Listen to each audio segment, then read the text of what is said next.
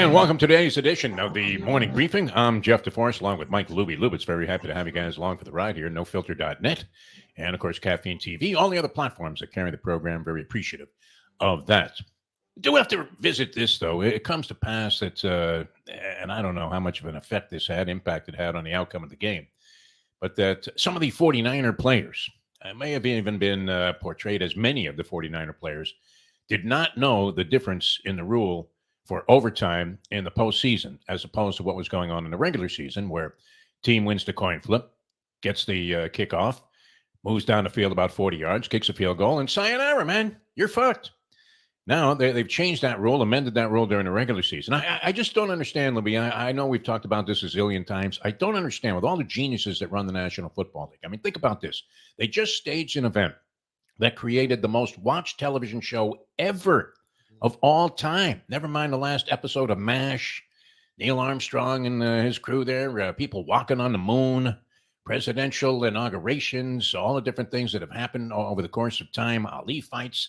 The most watched television show ever was Sunday's Super Bowl. Now, it seems like they eclipse that record every year, Luby. So maybe it's like the highest paid player in baseball or football or whatever sport, where this guy gets a $600 million contract. The next guy that signs gets $700 million. Holy Shohei Ohtani, what are we talking about here for a designated hitter? My God, it's a lot of money. Although Ohtani actually made his on-field debut after undergoing, what was that, his fifth Tommy John? In fact, I think the Dodgers, as an insurance policy, even signed Tommy John. He checked out a few years ago, didn't he, Tommy John? He's not with us anymore. Tommy John, the original guy. They named the surgery after him. A lot of people think he was the doctor. But I believe that was, what was that? Was that Frank Jobe or Robert Kurland? One of those guys was out there in Los Angeles doing those kind of operations. I want to say Dr. Frank Jobe was the guy that came up with Tommy John surgery. But if I'm wrong on that, please, no hate mail. No hate mail. If you happen to know the actual answer, is it Joe or Kurland? He's still alive. Tommy John is? He's in his, I guess, 80s. There's another guy we killed off. You know what helped him? The elbow surgery. It really helped him. He never had any pain there again. He's like 10 years older than you, so I guess he's still alive. Good for him. Yeah, and certainly the procedure has improved, because when Tommy John came back from Tommy John surgery, he went from being, I don't know that he was Sam McDowell type of flamethrower, but he had pretty good heat. Good velocity, and then he became that left-handed slot pitcher like Randy Jones that you always hated to face, Lippy. What was it about that? Righties are supposed to have a huge advantage over lefties unless they throw that slop. That stuff just drops at the plate there and lands in the dirt, and you're swinging in futility. It's unbelievable. As a lot of people were on the Super Bowl. Ohtani, by the way, 21 swings in batting practice, 10 of them left the park. It is high, it is far, it is gone. So I don't know what kind of season he's going to have. I'm not sure exactly what kind of pitching he was facing there. It seems to me it might have been very in tune with what you would see in the home run derby. But not too bad, right? 10 home runs, 21 swings. I don't care if you're self-hitting, self-team pitching, whatever you're doing. That's still pretty impressive. But anyway, the popularity of the Super Bowl immense. And yet, as we look at that, and then there were some other things, some other odds and ends we want to clean up on the Super Bowl before we just leave that subject. Do we leave it forever? Or do we go into one of those ESPN modes and just debate whether or not Travis Kelce is an asshole for bumping into Andy Reid? And what does that do in terms of the future of the relationship with the very, could Taylor Swift seem like any sweeter of a human being? I mean, it's so funny that she's become this lightning rod. I'm not a fan of her music. My wife is the definition of a Swiftie, but like as we're watching and they keep showing her, and then I guess she had clips on TikTok. I'm like, look, she's having the time of her life. She doesn't care that anyone's watching. She's chugging the beer. She's singing songs. She's having more fun at a game than I have. Like, exactly. Yeah. I sit there at the game going, what the fuck? Am I going to be able to beat the traffic man with somebody scores so they would extend the lead to enough of a margin where I don't have to worry about missing a good game? Mr. Ray Allen shot. Exactly. Unbelievable. I love it. You know what? Here's something I appreciate about people in general, especially people in creative fields, which you would have to say that being an athlete, is it somewhat of an art form?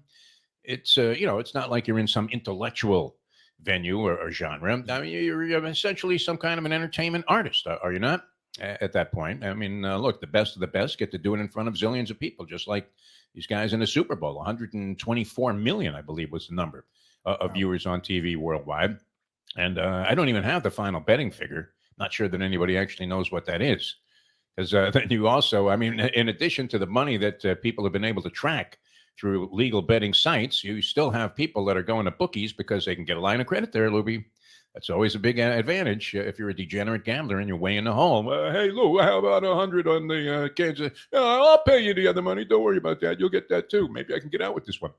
But then you have all of these insane. Did you get involved in any of those box pools by any chance? No. Oh, God, I had people crying to me about that. Are you kidding me? If he goes in for that touchdown, I got 50,000 coming.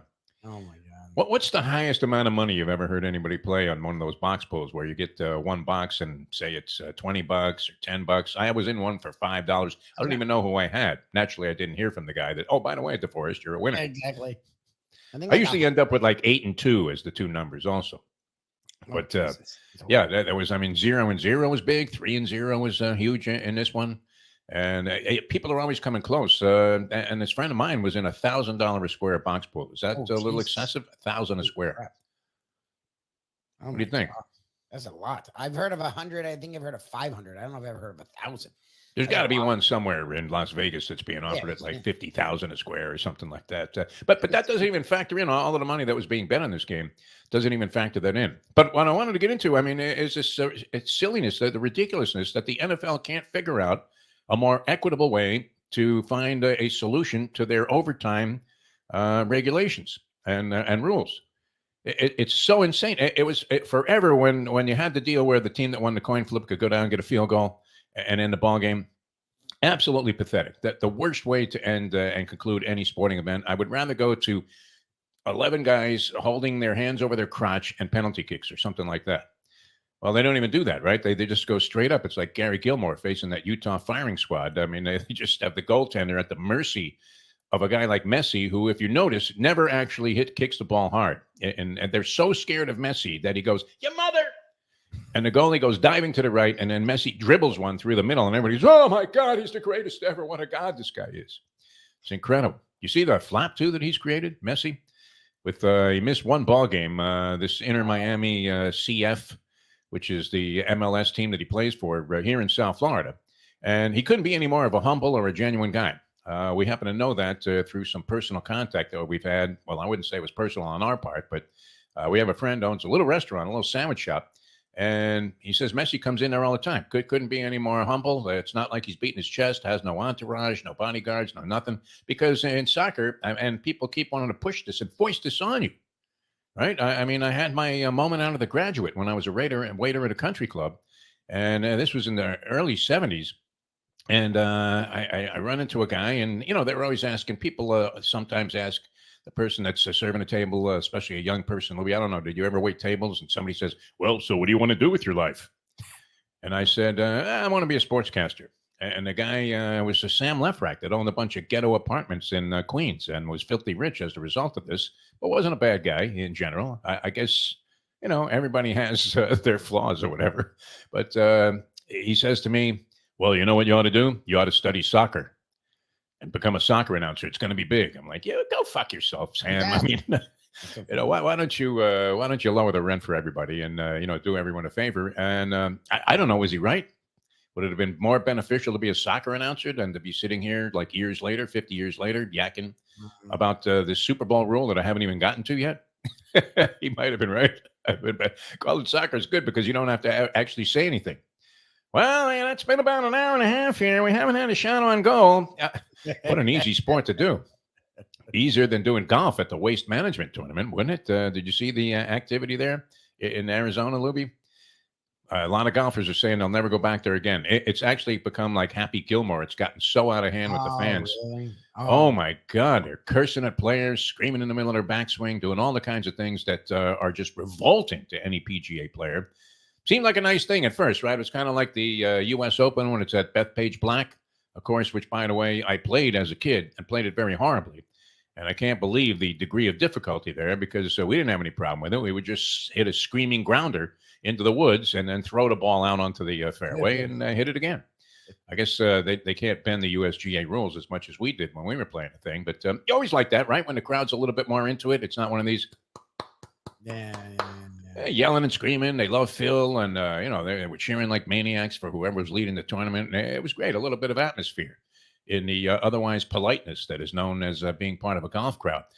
Remember the caddy for Tiger Woods, right? Some woman would take a picture of Tiger Woods, and you hear the click from like 10 miles away, and this guy would take a 9-iron and just hit her right across the skull.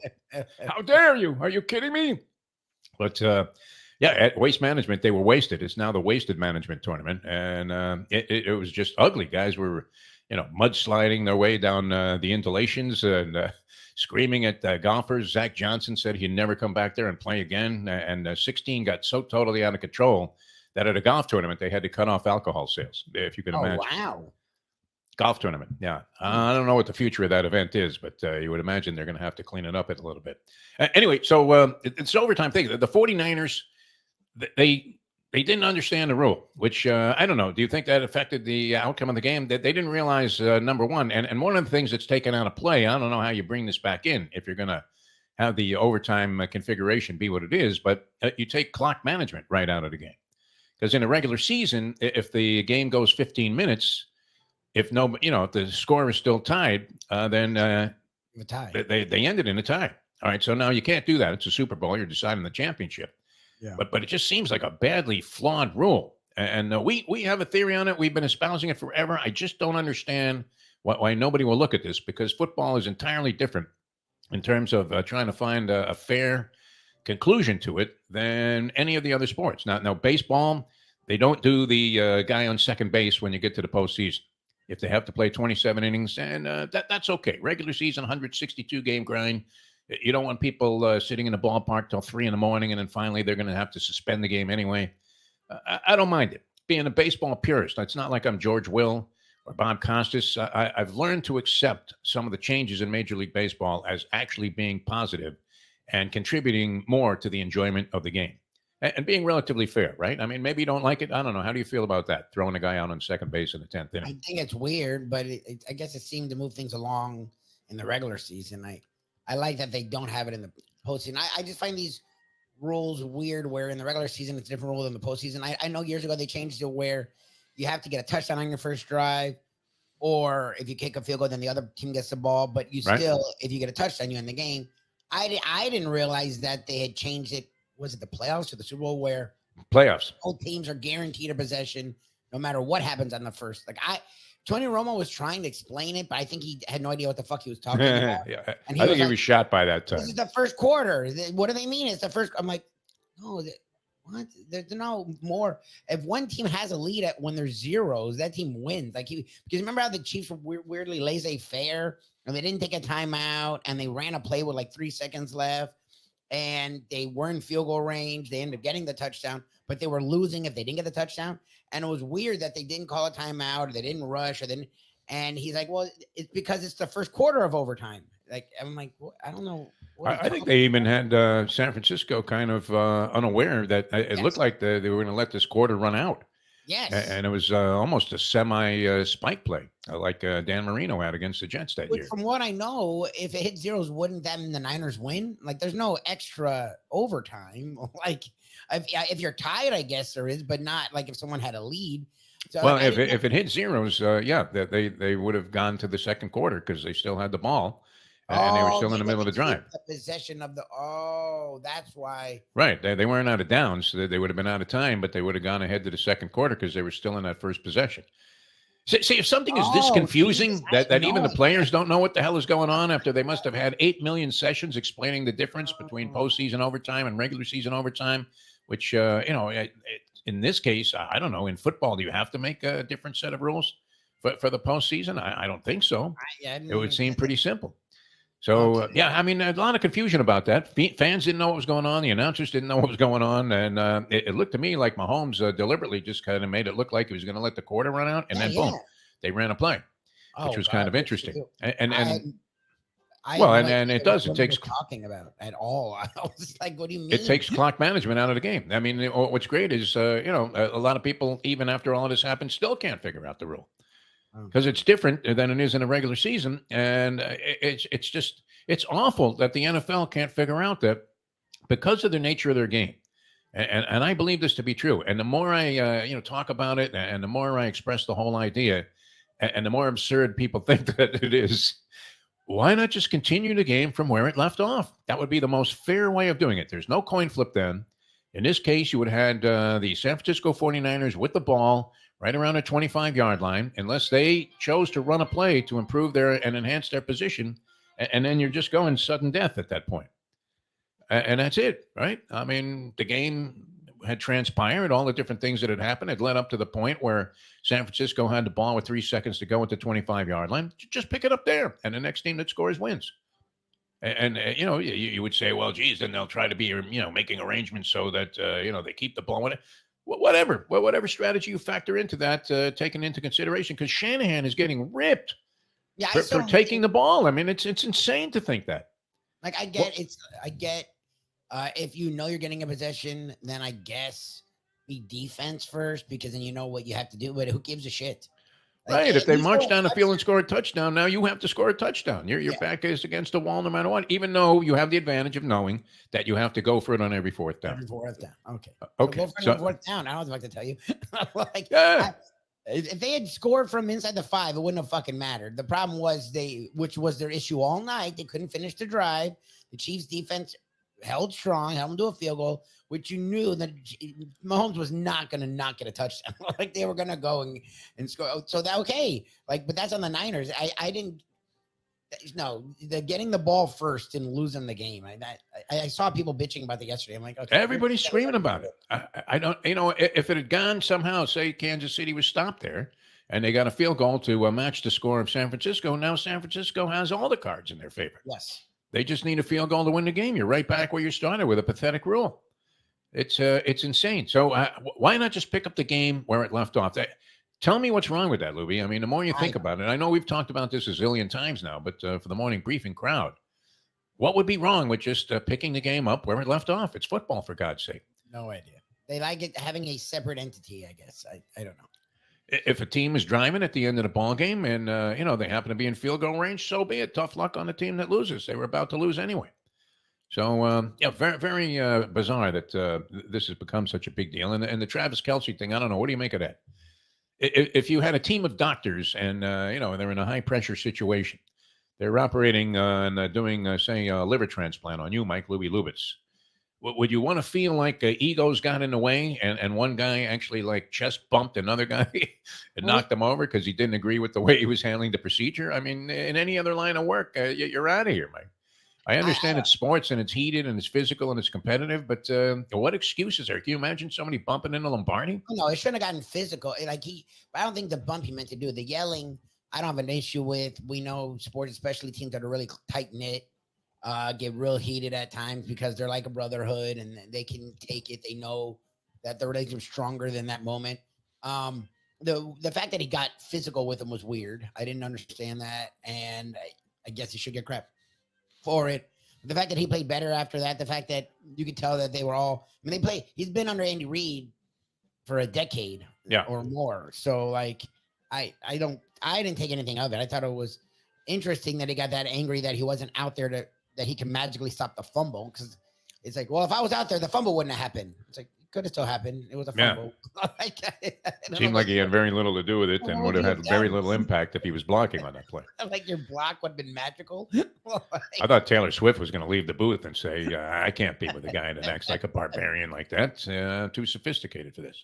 She seems to be digging it. Maybe she likes it. I don't want to say she likes it a little bit rough. I don't want to suggest anything because I'm actually a fan of the situation. All right, a couple of factoids here, strange factoids about the betting, and then we'll get out of here. No, Vegas was taking a little over 60%. This is from a good friend of mine, a polyman. Was taking a little over 60% action on the Chiefs.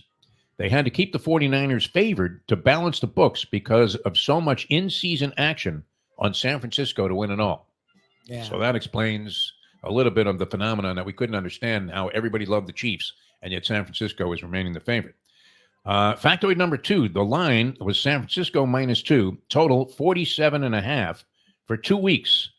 All the sharp money was going on the San Francisco 49ers at the time, and was going on the under. It went to 47 on Sunday morning, and in most places went to 46.5 at game time. Think about that. Oh, it did get down? Okay, because most people, the under went because it had been 47 and a hook the whole freaking Right. week. So, don't forget that the hook is tantamount to a sword of Damocles. I mean, It is a that's over bayonet. some people. It is a giant Bowie knife going right into your back. Factoid number 3. Most people wanted to know why the Chiefs were in no hurry in overtime and the clock almost ran out. We were just talking about that. The new playoff overtime rules, if the Chiefs failed on third down and the clock went to 0, they just would have gone to the other end of the field, and quarter number 2 of overtime would have started right there. But they don't get a whole quarter, right? They would get that one down, and then if they didn't score there, and that was over. Yeah, that was lose. it. Okay. They had to be able to finish their possession. If they tied it with a field goal, then the next score would have won. Oh, so there you have it, my friends. Good for Romo. I thought he sounded like a stupid ass. Like, what the fuck is he talking about? Nobody can explain it. That's the beauty. If you ask Roger Goodell about the overtime rules in the postseason, which explains, perfectly, it gives you clarity that the rule is fucking stupid. Yeah, stupid. All of these people I watch and the analytic people, they can't figure out a better way to resolve a situation like that. I mean, it's crazy. So I have a clock. Yeah. Postseason just don't have the colleges. They don't do a clock because the clock doesn't matter. So why have the clock is meaningless then? Meaningless. Yeah. You've taken time management, and it's funny. They give each team 3 timeouts. They emphasize that very heavily. What do you need them for? Like if you kick a field goal, right, you don't automatically win. But if they go and they don't kick a field goal, you win. So why? Yes. In what instance does the clock matter at all? Like, I don't understand. It doesn't. I guess it gives people, some frame of reference for when these guys are going to get 5 minutes of rest, and they could run some more commercials. I don't get that at all. Which, the commercial for Kennedy, my God, what the hell was that? That probably, did you see this? Oh, my. If you wanted to doom any chance you had of getting a single vote for president, all you had to do was run that ad for $7 million during the Super Bowl. All right, we got to run. It's been a lot of fun being with you, and a lot of things going on in the world of sport. We'll start to transition into some other stuff as the morning briefings progress throughout the if ever I could love you and leave you, how could it be in springtime? We love springtime. There's always that debate. What's the best time of the year in sports? Spring, when all of this other stuff is cranking up. You got the playoffs on tap. Playoffs on tap in hockey and basketball. That's coming up. You got March Madness. You got baseball getting underway. A lot of things to pay attention to, although football is America's obsession. It's not even the American pastime anymore, the national pastime. It's an obsession. So people are counting the days to the combine and all of these other things. But I still will go with fall as the best period of time in sports, when it's a conundrum, perfect storm of everything coming together, including postseason and baseball and the beginning of a couple of other campaigns, basketball and hockey. And you're right in the middle of the football season with both college and the pros. But springtime, not to be ignored in terms of being a very enjoyable sports entity and a platform for a lot of wonderful stuff to happen. So we'll get into some of those things as we continue. For Mike Lubie Lubitz, I'm Jeff DeForest. Thanks for tuning in. Hope we confused you further about the overtime rule in the National Football League in the post time. And we'll see you on the next edition of the Morning Briefing.